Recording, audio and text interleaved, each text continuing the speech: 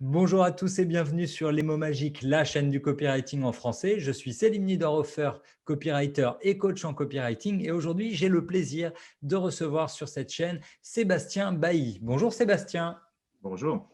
Alors, j'aime beaucoup ce que fait Sébastien. C'est un auteur, c'est un journaliste. Il forme aussi à l'art de la rédaction. Il a écrit des millions de livres. Bon, des millions, peut-être 10, 15, 20, plus tous ceux qu'on ne connaît pas. Mais surtout, ce qui me fait marrer, c'est votre bio, Sébastien. C'est j'écris des trucs. C'est un peu ça. Je ne fais pas grand-chose d'autre. C'est ça, mais beaucoup de trucs dans Beaucoup de l'écriture. trucs. C'est que ça va du livre très très sérieux. Aujourd'hui, on va surtout parler du dernier livre en date, à savoir maîtriser les techniques rédactionnelles. Il est sorti chez Duno. J'ai adoré, c'est pour ça qu'on fait cette interview aujourd'hui. C'est très très clair. Si vous voulez apprendre à mieux écrire, on va en parler. On va parler de tout ce que vous pouvez améliorer avec Sébastien. Donc ça, c'est le dernier livre en date. Mais il y a aussi des trucs super marrants. J'ai vu comment il s'appelle le livre sur l'humour noir, le meilleur Ouais. de l'humour noir. Le meilleur de l'humour noir, qui est le dernier livre en date, en fait, puisqu'il est Exactement. sorti mi-juin.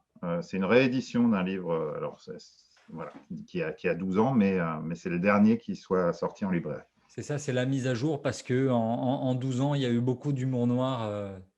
Oui, de moins en moins presque même. Enfin bon, C'est ça. C'est ah là là, on peut plus écrire ce qu'on veut. Quel scandale. si on peut, heureusement.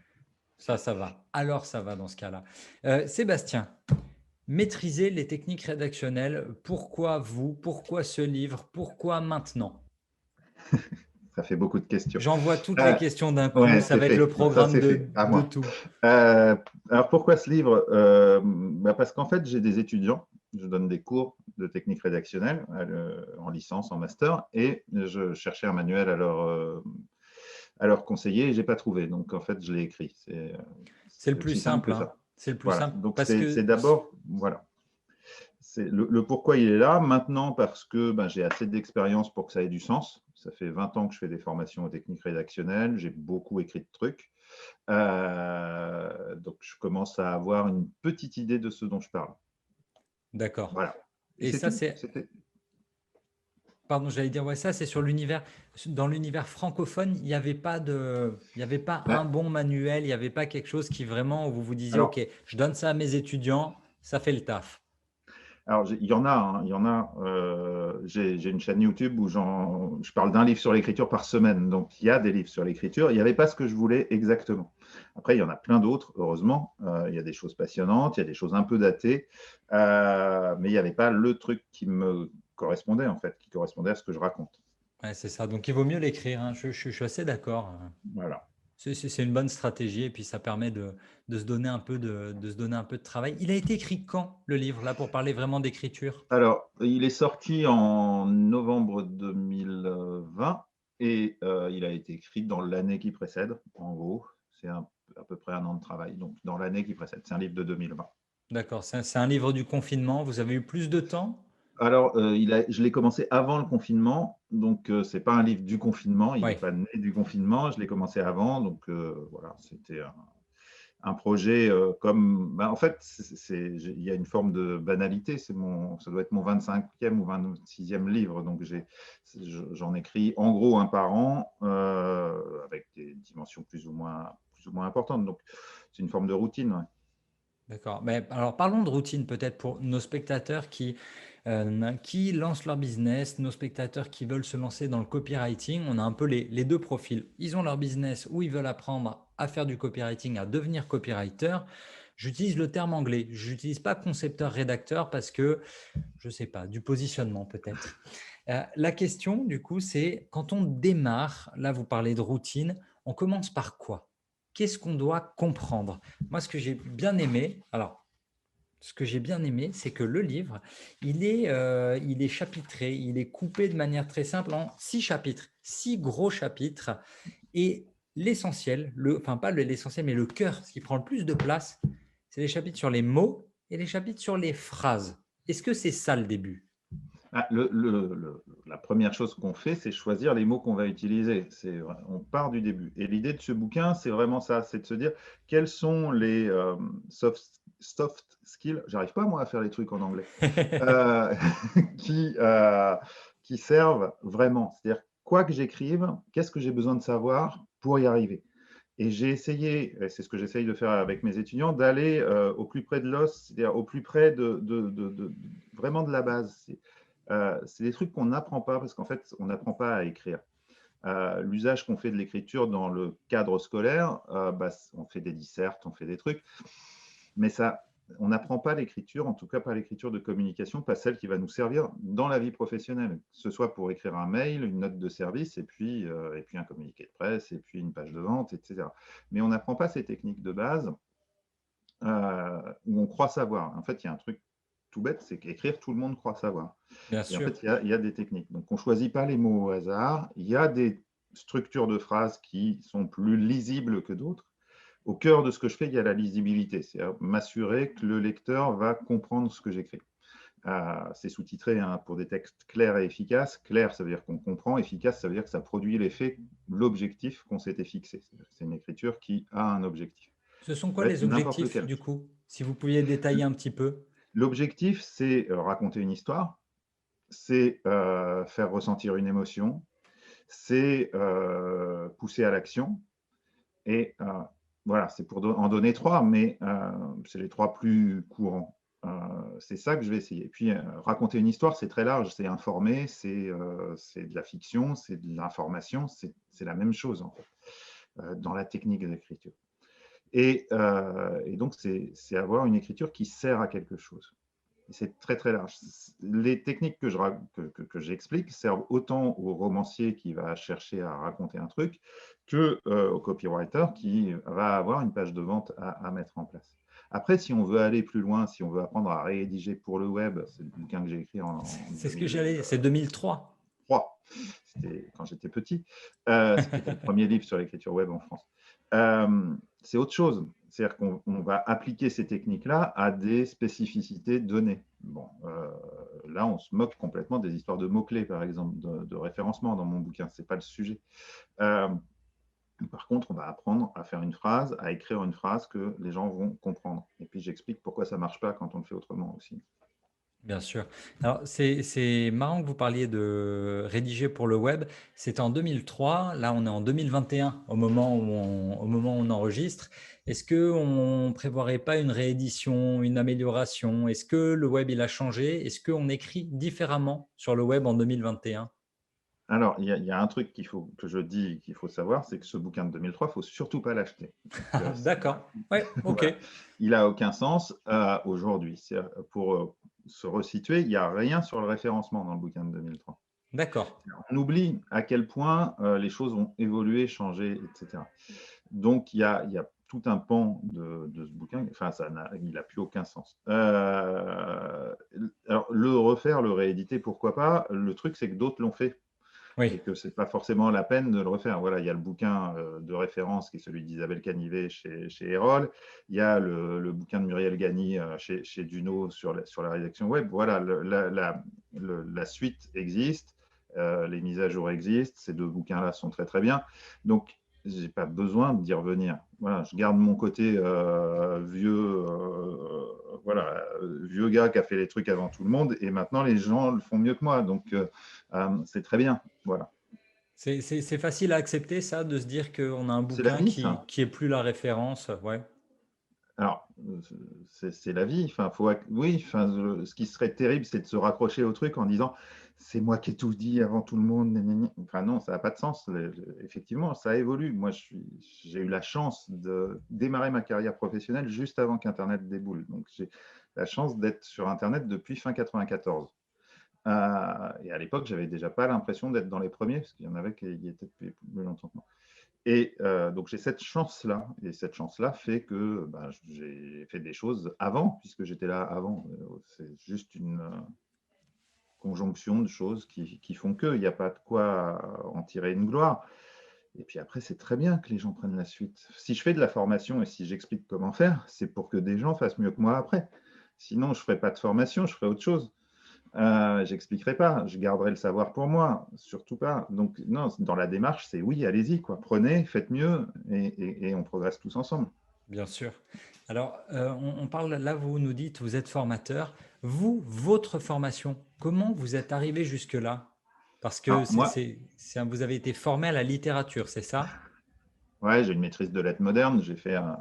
Mon dernier travail à l'université porte sur la poésie normande, donc vraiment dans la littérature.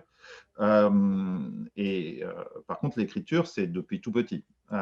C'est aussi pour ça qu'il y a autant de livres et autant d'envie de faire des choses différentes. Mais ça ne prépare pas du tout à ce que j'ai fait ensuite. En fait, le seul truc que je croyais savoir faire en sortant de la fac, c'était écrire. Je ne voulais pas devenir prof. J'ai mal tourné puisque j'en fais beaucoup, je fais beaucoup de formations aujourd'hui, mais je n'avais pas envie de ça et j'avais envie d'écrire. Je croyais savoir et en fait, je ne savais pas. Quand on écrit à la sortie de l'université, c'est une catastrophe. Enfin, on fait des phrases de 12 km avec des mots que personne ne connaît, en essayant de se faire moucher. Enfin, ça n'a aucun sens. Ce n'est pas cette écriture-là, en tout cas, qui est la plus efficace, la plus claire. Donc, j'ai appris sur le tas. Je suis devenu journaliste et puis j'ai écrit des mauvais articles et puis des moins mauvais articles et puis des articles encore un peu moins mauvais, puis parfois un bon. Et puis voilà, et puis des bouquins, c'est en écrivant qu'on apprend à écrire. Hein. C'est ça, ouais, c'est en forgeant qu'on devient forgeron, pareil, mais là, ça fait moins mal. Normalement, ça fait moins mal. Alors, vous parliez là, dans la phrase juste avant, et un truc qui m'a marqué, c'est quand on commence, on est jeune, il y a un peu on utilise des mots compliqués, on fait des phrases trop longues, et effectivement, dans le livre, vous en parlez, on est là pour simplifier un message, on va dire même un reproche parfois que certains de mes coachés me font, c'est mais Céline, dans le copywriting, on a l'impression que tu cherches toujours à simplifier le plus possible, comme si tu voulais qu'il n'y ait rien de compliqué, comme si tu ne faisais pas confiance à tes lecteurs. Qu'est-ce qu'on peut dire là-dessus sur la simplification? C'est nécessaire ou est-ce qu'on exagère en leur demandant de simplifier? En fait, on est entre nous. On est entre gens qui maîtrisent la langue. On est voilà, dans un cercle, toujours, on est dans un cercle entre soi et on a l'impression que tout le monde maîtrise aussi bien. C'est complètement faux, en fait. La maîtrise de la langue, elle n'est pas si partagée que ça et la maîtrise de la lecture n'est pas si partagée que ça. Et les gens, le public, le lectorat, si on parle grand public, est régulièrement confronté à des textes qu'ils ne comprennent pas. On surestime le vocabulaire, on surestime, etc. Et il y a des études, hein, c'est pas juste je me fais plaisir en disant faites plus simple, sujet, verbe, complément, arrêtez de faire autre chose, machin. C'est pas juste se faire plaisir, c'est parce qu'on sait que notre objet, on sait que le message ne passe que dans certaines conditions. Et l'objectif, c'est juste que le message passe. L'objectif, c'est que le lecteur, la lectrice mémorise et agisse. En gros, et si on fait autrement, ben, il ne va juste pas réussir à lire. Qu'est-ce qu'on fait quand on arrive sur un mot qu'on ne comprend pas dans une phrase? Votre lecteur idéal ouvre un dictionnaire. Enfin, il n'existe plus, ce lecteur-là. Il faut C'est arrêter. ça. Enfin, Ouais, le ouais. On n'a pas de lecteur, tout dictionnaire sur simplement, nous, on lit il sur passe à autre mobile. chose. Voilà. Et surtout, il passe à autre chose. Il y a une telle concurrence, il y a une telle masse d'informations. Il n'y a jamais eu autant de choses écrites. Ben, moi, je vais me tourner vers quelque chose que je comprends. Hein. Je ne vais pas continuer à lire vos trucs que je ne comprends pas. Donc oui, on adapte la façon dont on écrit à sa cible. Donc si je rédige pour le journal des anciens élèves de l'école polytechnique, j'écris pour des anciens élèves de l'école polytechnique, mais je n'écris pas pour le major. Je vais m'assurer que le plus mauvais de la promotion de l'école polytechnique comprenne ce que j'écris. Et c'est un bourrin celui-là, donc il faut faire l'effort d'aller vers lui. C'est pas niveler par le bas, c'est faire de l'inclusion. C'est que tous les gens à qui je m'adresse comprennent bien ce que je dis. C'est ça l'objectif. Ça, il y a tout un chapitre sur l'inclusion, l'inclusivité, c'est le dernier chapitre. Et ce qui était intéressant, c'est que vous ne parlez pas juste d'écriture inclusive avec des points médians, des E, des IL, des formulations nouvelles, enfin nouvelles ou anciennes retrouvées d'ailleurs, hein, vous en parlez, mais aussi l'inclusivité des niveaux sémantiques, inclure toute la population pour que tout le monde puisse comprendre. C'est important ça de laisser personne de côté. C'est important, c'est important à partir du moment, et ça démarre par là, hein, à partir du moment où on a défini sa cible. C'est-à-dire que l'objectif n'est pas d'écrire à tout le monde tout le temps, ça ne marche pas. L'objectif, c'est vraiment de définir sa cible, à qui je m'adresse, et en fonction de cette définition de ma cible, comment j'adapte ce que j'écris pour que ça corresponde à l'intégralité de ma cible. Quand on écrit pour le grand public, on va adopter des méthodes pour serrer quand même un peu. Donc, c'est connu en marketing pour les copywriters, etc. La technique des personas, des techniques voilà, qui viennent du Qui est d'ailleurs marketing, super bien détaillé, hein, si vous... qui me semble Vraiment moins super bien importante, détaillé. ouais, qui me semble assez importante au démarrage. C'est-à-dire qu'on ne peut pas écrire un bon texte. Qu'est-ce que c'est un bon texte? On ne peut pas écrire un bon texte si on ne sait pas à qui on écrit. Bien sûr. Et à partir de là, tout le reste du propos serait faussé si on ne posait pas ça au départ. Bien sûr. Non, non, c'est quelque chose qu'on voit souvent dans des textes que je lis parfois, des changements de point focal entre d'abord on s'adresse à un type de personne, puis un autre, ça n'a plus aucun sens. Ouais. C'est très très compliqué. Alors j'aimerais rentrer avec vous dans le livre vraiment. J'ai appris des nouveaux mots, je suis super content. Il y en a un, pour commencer, qui s'appelle la colocation. Alors la colocation, ça n'a rien à voir avec la série Friends où ils vivent tous ensemble, hein. Est-ce que vous pouvez nous expliquer ce qu'est la colocation dans le domaine de la rédaction? Alors, c'est un concept linguistique assez simple, c'est que au départ, ce qu'on a fait ensemble, on parle de choisir les mots. Et en fait, il y a des mots qui vont les uns avec les autres et qui vont les uns avec les autres de manière assez logique dans notre culture, dans ce qu'on a assimilé. En fait, il y a plusieurs mots, mais c'est comme si ça en faisait qu'un. Si je vous dis un gant 2, vous allez penser à un gant de velours. C'est-à-dire que ça va ensemble, je claque. Un froid 2, c'est un froid de canard. Alors, la colocation, c'est pas loin du cliché.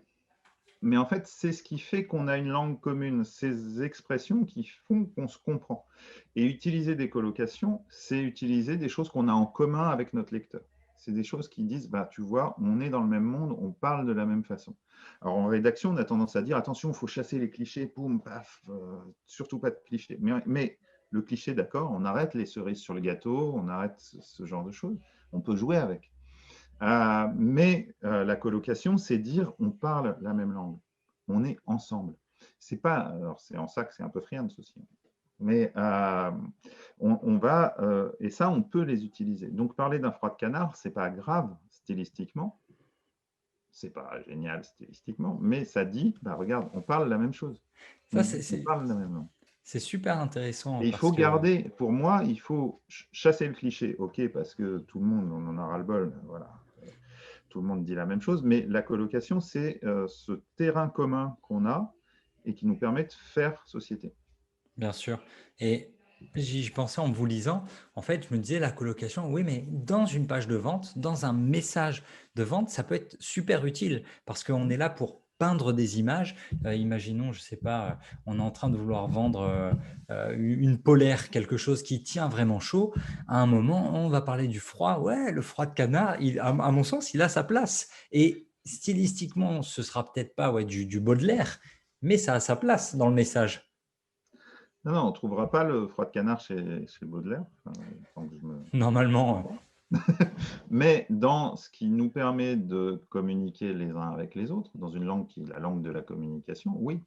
Et ce qui est intéressant, c'est que ça nous amène, et là, si on parle de page de vente, si on parle de marketing, de cette écriture-là, ça nous amène aussi à dire des choses sur bah, d'où parle la marque, quel est son univers, quelles émotions vont avec, toutes choses qui sont hyper importantes quand on fait une page de vente. C'est-à-dire que, et c'est aussi une réponse à cette question de la simplicité. La simplicité, oui, le risque de la simplicité, c'est qu'à la fin, on fasse tous la même chose. C'est-à-dire qu'il bien n'y a sûr. qu'une façon de faire. Et c'est ça souvent que reprochent les stagiaires. Ouais, il n'y a pas qu'une façon de dire. Mais non, il n'y a pas qu'une façon, parce qu'on sait on sait, et je crois que c'est dans le chapitre sur le titre que j'en parle, on sait qu'il faut de l'émotion pour faire passer un message et pour qu'il soit mémorisé. Et l'émotion va passer par des choix qui sont des choix qu'on retrouve dans les chartes éditoriales, des choix de ton, des choix de type de vocabulaire, des façons de s'adresser au lecteur. Est-ce que je le tutoie, est-ce que je le vouvoie, est-ce que je l'insulte, jusqu'où je l'insulte, qui sont des questions là plus de community management, mais on le Bien sûr. voit. Voilà. Et, et tout ça, se fait une fois qu'on a acquis la simplicité dans la forme. D'abord, on va vers la simplicité et après, on va ajouter toutes ces fioritures qui permettent de tracer ce qu'est l'émetteur, comment il parle, qui il est, l'émetteur, que ce soit une marque, une personne, peu importe en fait. Bien sûr. Donc, en fait, au final, c'est un peu l'apprentissage de l'écriture et de la rédaction. C'est comme un instrument de musique. D'abord les gammes, les choses simples, et ensuite on peut partir en jazz, en impro, dans tous les sens. Absolument. Mais Mais vous ne c'est ferez pas une impro sans avoir fait de gamme. bien sûr. Alors là, vous venez de parler un peu de style, de ton. Ma question suivante, c'est sur un autre terme que j'ai découvert, c'est l'écriture blanche. Alors, est-ce que l'écriture blanche, elle peut rassurer ceux qui ont peur de manquer de style? C'est-à-dire que très souvent, quand on me demande de corriger des pages de vente ou de relire, on me dit, ouais, tu m'excuseras, mais en fait, j'ai pas de style, je sais pas écrire. Et là, j'ai trouvé une de vos réponses, enfin, un chapitre, un paragraphe qui était très chouette. Est-ce que l'écriture blanche, ça peut vendre? Est-ce qu'elle peut être utilisée sur le web ou dans des mails de vente? Alors, petit passage définition un peu chiant et universitaire. L'écriture blanche, c'est la façon dont Roland Barthes définit l'écriture d'Albert Camus. Donc, l'écriture blanche, c'est l'écriture d'Albert Camus dans l'étranger. Et ça lui a permis d'avoir le prix Nobel, ce qui évacue la question de style ou pas style. Avec l'écriture blanche, on peut avoir le prix Nobel de littérature, donc finalement, c'est peut-être intéressant de s'y pencher. C'est quoi? C'est une écriture qui va être très concrète, avec des phrases super simples, des verbes d'action, enfin ce qu'on explique en fait. Sujet, verbe, complément, action, passé composé, rien de compliqué, jamais. Et pas d'incise, pas de truc, pas de fioriture, pas de phrase de 40 km. Voilà, l'écriture blanche, en fait, c'est l'écriture dont on arrive à éliminer le style. Et ça, c'est super dur. Le style, au sens où on l'entend, c'est-à-dire le style empoulé, qui consiste à rajouter des adjectifs, des adverbes, des machins, des trucs pour des guirlandes, quoi. Et cette écriture blanche, en fait, quand on y arrive, et c'est pas si facile, c'est là où c'est drôle, c'est que les gens ont beaucoup de mal à la mettre en œuvre, parce qu'ils ont tendance à rajouter des trucs. Cette écriture blanche, elle est hyper efficace parce qu'elle est en prise directe avec le concret, avec la réalité, elle montre les choses. Et ça marche super bien. Voilà. Donc c'est assez simple l'écriture, il suffit de faire comme Albert Camus. Allez imiter votre exercice de rédaction du jour, bah, vous Ah allez mais pasticher Albert Camus. c'est le pastiche d'Albert Camus, c'est un super exercice, je le fais en formation tout le temps, c'est hyper efficace. Ça peut rassurer, au moins c'est très très bien. Alors un autre concept que j'ai bien aimé redécouvrir dans le bouquin, c'est celui de l'empamnésique. C'est un peu compliqué comme ça, mais normalement le mot il va s'écrire à l'écran, comme ça tout le monde l'aura. Est-ce que vous pouvez nous expliquer ce que c'est et pourquoi c'est un concept important pour écrire Ouais. clair et efficace? L'empamnésique, si vous êtes allé dans un bistrot, vous savez ce que c'est. L'empamnésique, c'est cette capacité qu'a le garçon de café à mémoriser 50 commandes. Et vous avez les bons garçons de café sont là, vous avez une table de 12, les 12 demandent chacun un truc différent, il s'en va sans avoir pris une note, il revient et il pose le verre devant chaque personne, comme il faut. Ça, c'est l'empamnésique. C'est la capacité qu'a une personne à retenir un certain nombre de choses. Donc, là, pour le coup, une liste de 12 commandes. L'empamnésique en lecture, pour le lecteur, c'est sa capacité à, quand il a lu un mot, à le retenir et jusqu'à quand, en continuant de lire des mots, jusqu'à quand il n'oublie pas le premier mot. Et en fait, on s'aperçoit qu'un lecteur moyen, quand il a lu 12 mots, il commence à oublier ce qu'il a lu avant. D'accord. Ça veut dire assez simplement que si votre phrase fait plus de 12 mots, votre lecteur va oublier le début de la phrase quand il arrivera à la fin. Ça c'est horrible. Du coup il est obligé de repartir au début. Du coup, il est obligé de repartir au début, il ne sait plus ce qu'il a lu, il se prend les pieds et c'est fini, votre message ne va pas passer. Et je dis 12 mots, c'est vraiment 12 mots. C'est-à-dire que 12 mots, c'est l'empamnésique, la capacité de mémorisation, pour utiliser des mots plus longs et plus simples. Mais c'est la capacité de mémorisation moyenne. C'est pour ça qu'on dit, et c'est étudié scientifiquement, c'est pour ça qu'on dit qu'une phrase doit faire 12 à 20 mots. Alors, ce n'est pas si simple, mais le point central, c'est celui-là, parce que votre lecteur oublie. Voilà. Vous écrivez pour des poissons rouges. Simple.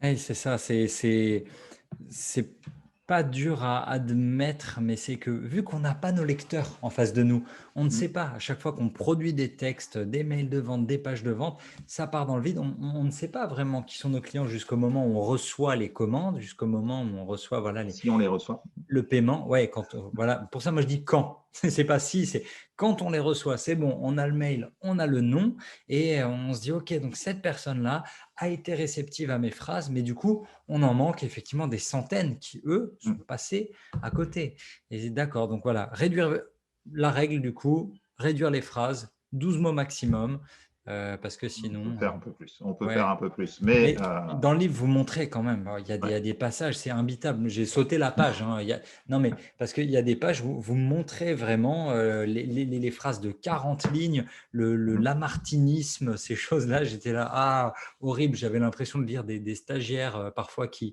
s'amusent à rajouter des participes présents dans tous les sens, à faire. C'est trop long, trop, trop long. Il faut faire court. Il Mm. faut faire court. Alors, en parlant de faire court, c'est là aussi qu'il y a quelque chose d'important, la place du plan dans vos œuvres, dans ce livre. Le plan d'une page de vente, là, comment vous avez travaillé, la question sur le livre, comment vous l'avez travaillé le plan? Ça vient immédiatement, ça vient au fur et à mesure, comment ça fonctionne? Comment vous structurez? Si on parle de la structure du livre en elle-même, là, on est sur un projet pédagogique. Donc, l'idée, c'est d'avoir une progression pédagogique. Donc, ça veut partir du plus simple pour aller vers le plus compliqué. C'est-à-dire qu'il y a un ordre dans lequel il faut que les informations arrivent parce que si on n'a pas les informations précédentes, les suivantes sont plus compliquées à mettre en œuvre.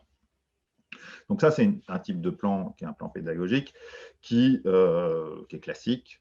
Voilà, on connaît tous, hein, on commence par l'addition, puis après on fait la soustraction, puis à la fin on fait les logarithmes, enfin pour ceux qui vont jusqu'au logarithme.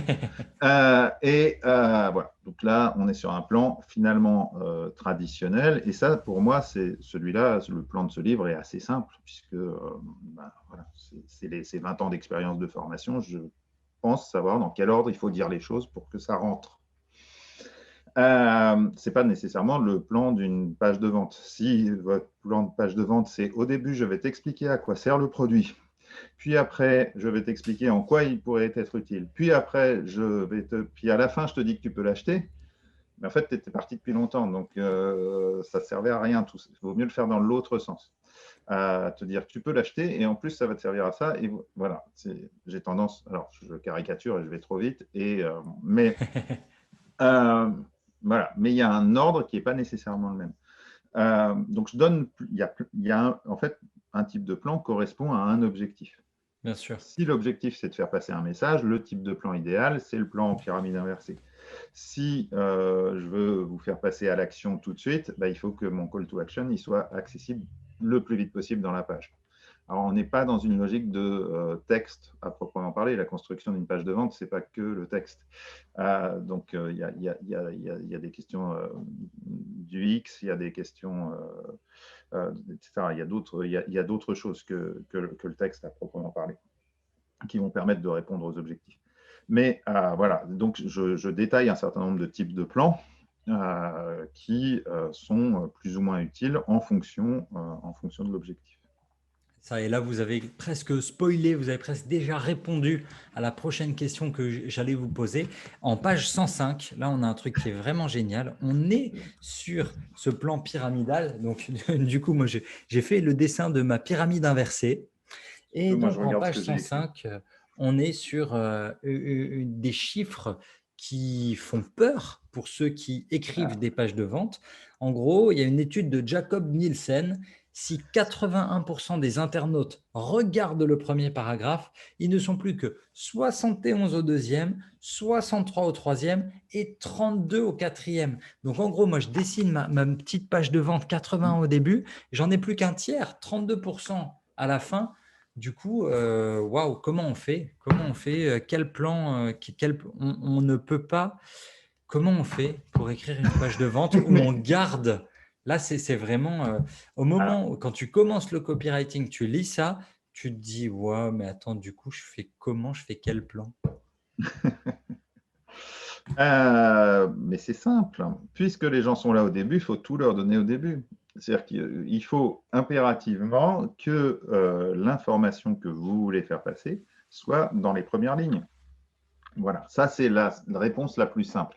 La réponse la plus compliquée, et pour le coup, c'est vous faites un texte qui est tellement bon que je ne peux pas m'arrêter de lire.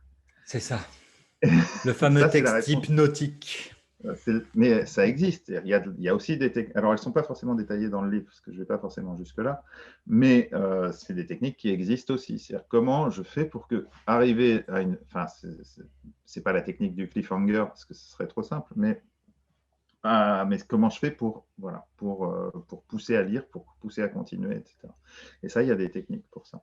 Ça, J'ai bon, envie de dire la phrase d'après. ça, je fais du placement de produit, mais dans le petit Vas-y. livre jaune, ça peut aider. Alors, question, on continue, on était sur le plan, et là, vous faites un bon chapitre sur la titraille. C'est un peu mon chapitre préféré. Est-ce que vous pouvez donner de bonnes astuces de titres pour nos abonnés, parce qu'ils vont devoir écrire des titres de mail, ils vont devoir écrire des titres sur leur page de vente, ils vont devoir écrire des titres pour leur pub sur Facebook.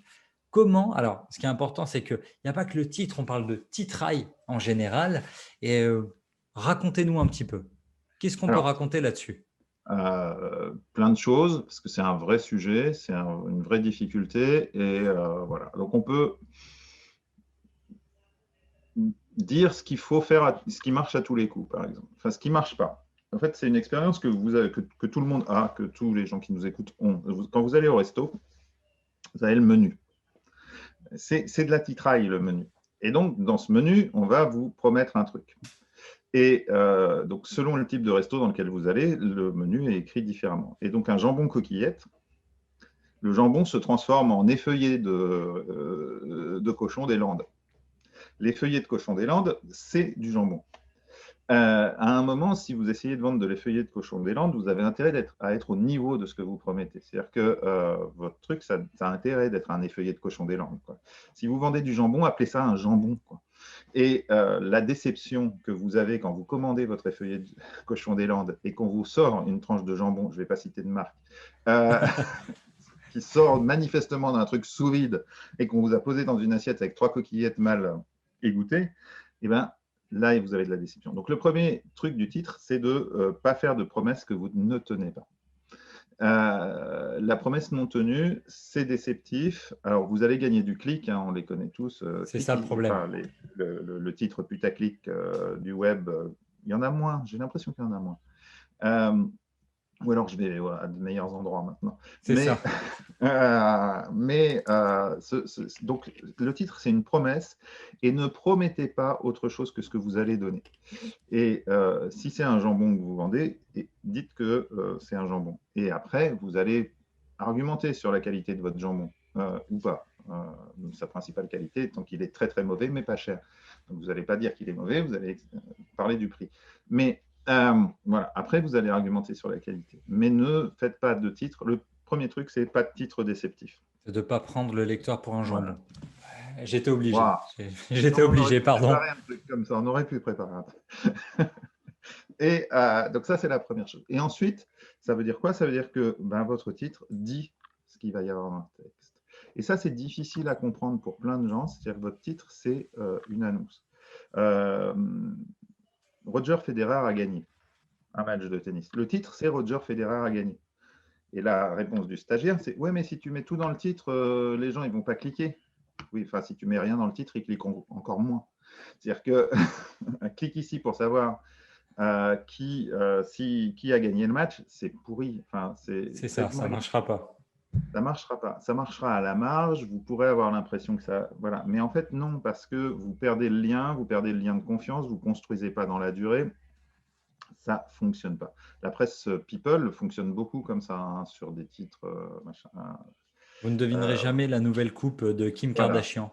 C'est ça, c'est exactement ça. Et ça fonctionne parce que de toute façon, quand on met Kim Kardashian dans un titre, ça clique. Je l'ai fait une fois, j'ai fait le portrait du coiffeur de Kim Kardashian. C'est incroyable. Hein. Génial. On n'a pas préparé, mais j'ai écrit le portrait du coiffeur de Kim Kardashian. Ça a très très bien marché. Il est à Rouen comme moi. Mais non. C'est pas le seul, hein, mais on a un coiffeur à Rouen qui a coiffé Kim Kardashian. Parfait. Je suis sûr que là, c'est le moment de la vidéo qui devient passionnant. Mais il faudra, on verra le pic. Quoi, Kim Kardashian? Ah, je vais écouter. Ouais. Donc, du coup, je ne sais plus où j'en étais avec ces bêtises.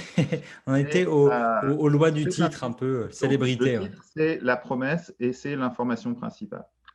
Votre objectif principal, c'est de faire passer le message. Faites-le passer dès le titre. Là, au moins, vous êtes sûr d'avoir votre lecteur. Donc, faites-lui passer à ce moment-là. Ah S'il veut non, en savoir plus, il va cliquer. c'est ça, bah, super. Non, l'art du titre, très, très, très, très, très important. Et alors, je vois que l'heure tourne. J'avais Oui, peut-être une faire court. question finale à vous poser, Sébastien. Alors, vous terminez. Ça, j'ai adoré. J'ai vraiment beaucoup aimé la fin. Vous terminez par une super phrase. Vous n'imaginez pas le nombre d'échanges qu'il a fallu pour parvenir au texte final et encore perfectible du livre que vous venez de lire. Du coup, moi, je suis obligé de vous poser la question. C'est combien d'échanges? Ça prend combien de Alors, temps? Qui est impliqué dans un tel livre? Quelle routine d'écriture? On veut tout savoir. eh ben, cette vidéo dure encore 25 minutes. Donc, euh, le principal danger quand on écrit ce genre de truc, c'est de commettre des erreurs de style, des erreurs d'écriture, des fautes d'orthographe. Il y en a. Hein. Donc, et évidemment, on fait semblant, on donne des conseils et on les applique pas et on n'est pas foutu d'écrire correctement, ça ne va pas. Donc, il y a un danger. Ça, c'est une chose. Et si vous le lisez attentivement, il reste des erreurs. La réalité d'un texte que vous lisez produit, c'est le nombre d'allers-retours qu'il y a eu avant la production du texte. Alors, pour un livre comme ça, il y a 2 allers-retours en fait. J'envoie le manuscrit, il me revient corrigé, j'intègre les corrections et il y a un deuxième aller-retour comme ça. Mais corriger, quand je dis corriger, j'ai travaillé chez Duno, qui est un éditeur sérieux, avec une éditrice très sérieuse. C'est ligne à ligne, virgule à virgule, truc à truc. Voilà. Les fichiers de correction sont des vrais fichiers de correction, des PDF annotés dans tous les sens. On s'amuse bien. Donc, on y va. Donc, oui, il y a des centaines de corrections par rapport au premier jet, évidemment. Mais c'est rien par rapport à une page de vente. J'ai le droit de citer un de mes clients, mais Complètement. je sais pas. Surtout qu'il ne s'appelle plus comme ça. Mais il se trouve que j'ai travaillé pour Voyage SNCF, qui est le plus gros site commerçant de France. Et je suis intervenu sur ce qu'on appelle maintenant du wording, donc vraiment très, très pointu. Le nombre d'allers-retours, c'est de la folie. Enfin, n'importe quel copywriter qui a travaillé avec un client exigeant sait à quel point on se prend le chou, et à juste titre, hein, c'est pas pour ce, mais à quel point on est précis et à quel point rien de tout ça ne se fait au hasard. C'est-à-dire que le moindre mot, le moindre truc est discuté en réunion avec 12 personnes qui ont chacun leur avis sur le truc. Et à la fin, il faut rendre un truc qui va fonctionner. Donc c'est normal. Enfin, l'écriture, c'est pas un truc solitaire. Voilà, on n'est pas là-dedans du tout. On est dans de l'échange, de la compréhension de ce que veut le client et surtout d'humilité, parce que ce qu'on apprend, la première chose qu'on apprend, c'est qu'un texte est toujours perfectible, qu'on n'a jamais fini. Et qu'est-ce qu'on fait? C'est qu'on dit, bon, bah, maintenant, on arrête parce que C'est ça. ça va. Quoi. On s'arrête Mais là, on mais on pourrait pourrait encore aller creuser. plus loin. On pourrait encore creuser. On pourrait, voilà. Donc ce livre, eh ben, c'est l'état du moment où on dit, bon, ben, ça va bien, quoi. Ça leur suffira. Allez. Euh, Ça mais leur alors, suffira pour commencer, bien sûr. Mais c'est important, le mot que vous venez de dire, le client exigeant. C'est une des blagues avec un de mes clients en ce moment, quand il m'a dit, non, mais à force, tu vas dire que je suis chiant. Je lui ai dit, non, tu n'es pas chiant, tu es exigeant. Tu es un client, tu es exigeant. C'est vrai que c'est pas compliqué, ça fait partie du travail pour ceux qui veulent devenir copywriter. Les allers-retours qui sont incessants, mais pour des virgules, pour des points. Ça, c'est la réalité du métier que c'est la vous. réalité. Et moi, j'ai bossé en tant que journaliste pour Télérama pendant plusieurs années, en tant que pigiste. J'ai eu des coups de fil sur des virgules. D'accord. Voilà, et c'est ça la réalité. Tu la mets ou tu la mets pas, ta virgule? Pour le- Allô, je t'appelle, je voulais te prévenir, je t'ai enlevé une virgule. Ce coup de fil-là, je le garde. C'est génial. C'est J'ai qui adoré. appelle? C'est le secrétaire de rédaction, c'est le C'était rédac le chef, chef de c'est le chef de rubrique. c'était le chef de rubrique. Après, ça continuait à Télérama à l'époque, ça continuait de remonter encore dans les étages, mais Ah, j'imagine. Est-ce que pour conclure cette interview, qu'est-ce que vous avez aimé le plus dans l'écriture de ce livre? Maîtriser les techniques rédactionnelles. Qu'est-ce qui a été différent dans l'écriture de celui-ci par rapport à tous les autres? ce que j'ai aimé le plus, c'est cette vidéo. Ah, Bravo, toujours important. N'oubliez pas, quand vous faites la promo, toujours Mettre en valeur l'intervieweur, c'est Euh, merveilleux. Ce qui me semble important, et c'est une des raisons pour lesquelles j'ai écrit un certain nombre de livres, c'est aussi que ça oblige à mettre de la rigueur dans ce qu'on fait. C'est-à-dire que j'ai été obligé de structurer ma pensée. Alors, elle était déjà structurée puisque je donnais des cours, mais ça m'a obligé à affiner. Et aujourd'hui, quand j'en parle, il y a des choses que j'occultais dans mes cours. Et là, je n'ai pas pu occulter. Donc, j'ai été obligé d'aller le plus loin possible. Mais depuis, voilà, et c'est jamais fini, mais j'ai été obligé. Voilà, ça oblige à structurer. Et ça, c'est hyper important. Et c'est pour ça que je recommande toujours aux gens de faire de la formation, de faire ce genre de choses pour structurer ce qui, sinon, est de l'ordre de la pratique, finalement. Et la pratique, elle est assez intuitive. Je suis beaucoup plus, évidemment, j'applique aucune des recettes qui sont là-dedans, en tout cas pas consciemment. C'est ça, mais à Ah, force, parce que c'est c'est rentré. pas un livre de recettes, c'est-à-dire je recopie. Ah, là, maintenant, il faut que je fasse comme ça. Et jamais je fais comme ça. Par contre, la recette, je l'ai, elle fait partie de moi et c'est naturel. Mais voilà, donc ça oblige à structurer et ça, c'est hyper important. Et après, non, sincèrement, le fait que, ça m'est arrivé encore la semaine dernière en formation, des gens disent, ben, j'ai votre livre, je m'en sers, et là, je suis heureux. Enfin, ça veut dire que ça marche, quoi. Parfait, c'est bravo. Le mot de la fin, quand un livre, c'était un de nos interviewés précédents qui nous avait dit la règle des 3 U. Il faut que ce soit utile, utilisable et utilisé. Et là, effectivement, quand vous avez quelqu'un qui vous dit bah, votre livre, je l'utilise, c'est vraiment que c'est gagné. C'est super chouette. Merci beaucoup, Sébastien Bailly, Merci. pour votre temps. Merci pour le livre. Je rappelle, il s'appelle Maîtriser les techniques rédactionnelles. Il est disponible aux éditions Duno. C'est vraiment très, très chouette. Il y a plein d'exemples que vous allez pouvoir utiliser dans la partie titre-rhyme. Vous allez voir tout ce qui est le rythme ternaire. Il y a vraiment tout. Si vous doutez de votre écriture, tout est dedans et vous allez pouvoir réapprendre progressivement. Donc vraiment très, très chouette. Si vous avez aimé cette vidéo, vous laissez un pouce en l'air. Si vous avez des questions, vous les posez dans les commentaires. Sébastien les verra ou je lui les enverrai si besoin. Vous n'oubliez pas de vous abonner à la chaîne Les Mots Magiques pour recevoir les nouveaux conseils en écriture et en copywriting. Et vous n'oubliez pas de télécharger votre e-book gratuit Copywriting Cash. Je vous dis à très vite pour une nouvelle vidéo de conseils en copywriting. Et d'ici là, n'oubliez pas, votre histoire, c'est à vous de l'écrire.